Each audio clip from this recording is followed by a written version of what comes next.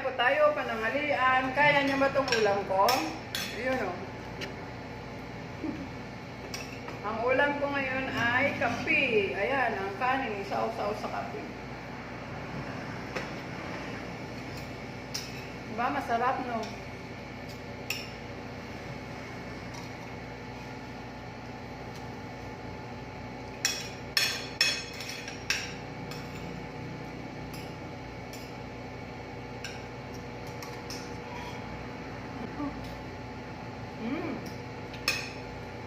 Ang sarap ng kape. O, di ba naubos yung kanin? Oh. Kaya nyo to? Kaya nyo to?